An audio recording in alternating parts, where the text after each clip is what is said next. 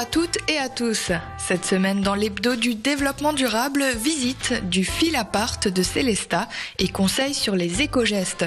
Nous irons aussi aider les crapauds à traverser les routes, mais avant, on prend de la hauteur pour découvrir l'Alsace en montgolfière.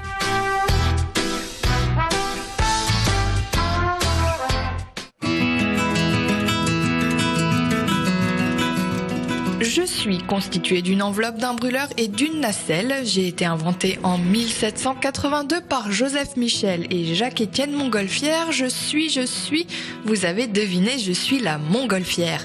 Ce moyen de transport doux et 100% sécurisé vous permet de prendre de la hauteur et de découvrir, ou plutôt redécouvrir, l'Alsace sous un autre angle.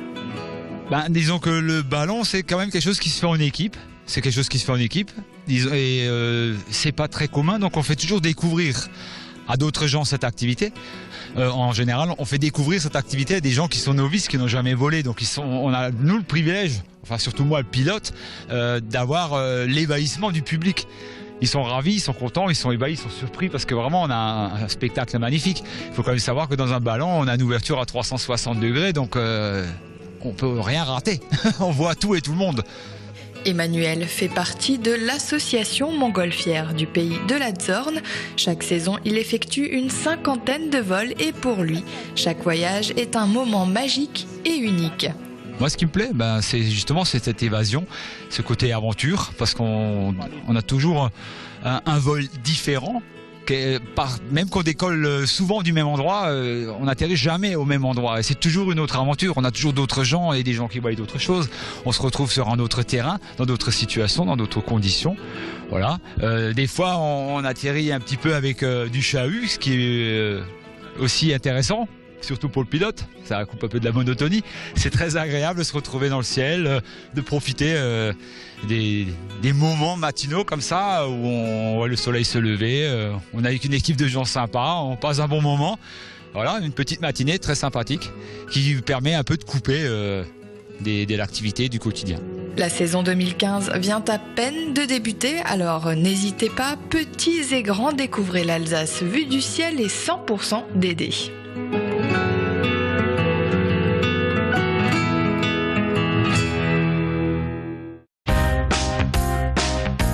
Fil apart, c'est le nom de l'appartement pédagogique mis en place depuis 1 an dans le quartier de la Filature à Célestat. Son objectif, sensibiliser aux bonnes pratiques pour économiser l'énergie et donc son argent. Déjà, plus de 500 visiteurs se sont bousculés aux portes de cet appartement économique. À travers différents ateliers ou visites, chacun a pu apprendre quelques gestes simples d'économie d'énergie. Alors, les plus mauvaises habitudes, c'est quand même le chauffage. C'est quand même le chauffage parce que on a souvent des difficultés à régler son chauffage. Donc ce qu'on préconise, c'est une température idéale qui est de 19 degrés. Il faut savoir qu'après chaque degré supplémentaire, c'est 7% de consommation en plus sur sa facture. L'idéal, c'est d'avoir un thermostat d'ambiance pour pouvoir régler les températures pièce par pièce et également donc de pouvoir baisser la température lorsqu'on s'absente. Important aussi, c'est de bien l'aérer, même en période hivernale, afin de renouveler l'air à l'intérieur du logement. On fait sortir l'humidité et on fait rentrer de l'air frais, qui est beaucoup plus facile à chauffer qu'un air qui est lourd et humide. On peut aussi parler donc de tout ce qui est lavage, donc sur la machine à laver.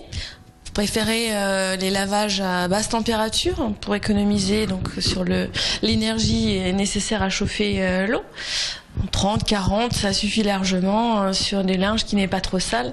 Veillez également à bien remplir son lave-linge et utiliser la touche éco. Grâce à ces quelques gestes du quotidien, vous pourrez économiser une 100aine d'euros sur l'ensemble de vos factures énergétiques. Mousseur ou thermostat d'ambiance, des solutions durables qui allégeront encore vos dépenses. Allez, on ne se prive pas, encore une petite astuce énergétique pour la route. Celui qui va consommer le plus en électrique, c'est le réfrigérateur. Pourquoi ? Tout simplement parce qu'il fonctionne 24 heures sur 24, 365 jours par an. Donc là, un bon entretien suffit à réguler sa consommation électrique et à pas générer de surconsommation. On va le dégivrer 2 fois par an afin d'éviter la glace qui elle génère des surconsommations importantes. Vérifier les joints, voilà, des petites astuces qui permettent d'avoir un bon fonctionnement. Veiller également à bien remplir son réfrigérateur et avoir une taille de réfrigérateur qui est adaptée à ses besoins. Un réfrigérateur trop grand sera vide et donc forcément il va plus consommer qu'un réfrigérateur qui est adapté à la taille de la famille. Pour visiter le Fil-Apart de Célestat, rendez-vous les mercredis et vendredis sur réservation. Toutes les infos en bas de votre écran.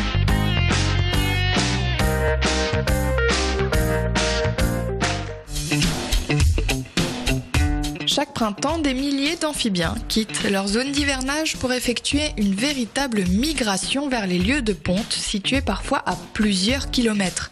Leur ennemi principal est la route. Un crapaud peut mettre jusqu'à 20 minutes pour franchir l'allée de bitume.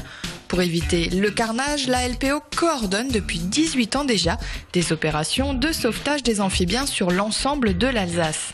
L'action de protection des amphibiens, en fait, consiste à empêcher les crapauds et les grenouilles d'accéder à la route et donc par de ce biais-là de se faire écraser. La route, elle a coupé le territoire de vie de l'animal en deux. D'un côté, son site de reproduction, de l'autre côté, son habitat de vie, et entre les deux, cette bande de goudron avec les véhicules dessus.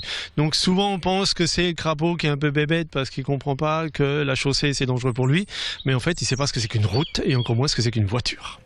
Donc le but est tout simplement de poser un filet, différents seaux dans lesquels tomberont les amphibiens. Ces amphibiens seront ramassés, ramenés à dos d'homme si on veut de l'autre côté de la route et relâchés loin du danger. Depuis 5 ans, sur le site de la Schafart à Ilkirch-Grafenstaden, c'est 325 mètres de filets à l'aller et 200 au retour qui ont été installés. Grâce à ce système et aux nombreux bénévoles, le nombre d'amphibiens sauvés est passé de 2000 à 5000. Les batraciens les plus ramassés sont les crapauds communs, les grenouilles rousses et agiles. Supposons, je sais pas, il y a 3 bêtes dans le premier seau, je les prends, je les mets moi dans un seau à part, on compte. On compte à l'aller pour faire une belle statistique, on compte les mâles et les femelles. Et puis voilà, de seau en seau, on note tout donc dans le filet aller. Pour ce qui est du filet retour, on les note en vrac. On compte ceux qui repassent. Même si le système est le même, il y a un filet avec des seaux. Là, les seaux ne sont pas numérotés parce que ils ont plus le. Ce qui est intéressant de compter en fonction des numéros des seaux à l'aller, c'est qu'ils passent à un moment donné. Il y a un couloir qui est plus dense. Comme ça, on sait où leur instinct les pousse à passer, ce qui éventuellement peut à terme mettre un système pérenne. Les crapauds ducs ou encore les mares de substitution sont des solutions à long terme. Mais ces installations sont coûteuses, alors avant de se lancer dans les travaux, les bénévoles vont tenter d'apprendre aux amphibiens de regarder 3 fois à droite et 3 fois à gauche avant de traverser la route.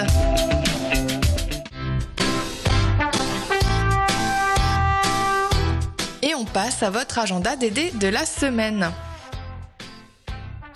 Découvrez les différentes espèces de crapauds, grenouilles, tritons ou encore salamandres présentes sur quelques sites de migration de la Mossig. On réfléchira aux mesures à entreprendre pour préserver ces espèces, création de mares ou encore protection des zones humides. Une réflexion à mener au cours d'une visite guidée samedi 11 avril à 14h30.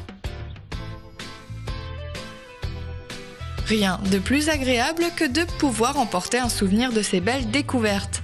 Le partage de photos de fleurs, insectes ou encore oiseaux permet de mieux les identifier ou mieux les faire connaître. Dimanche 12 avril à Lorenzen, quelques guides sauront vous aider à améliorer le rendu de vos photos grâce à quelques techniques et réglages à votre portée sur vos appareils numériques compacts ou réflexes.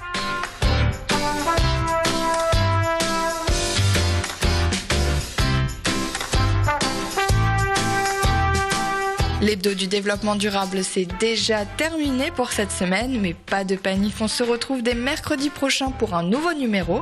En attendant, pour voir ou revoir ce magazine, direction le www.alsace20.tv. À la semaine prochaine.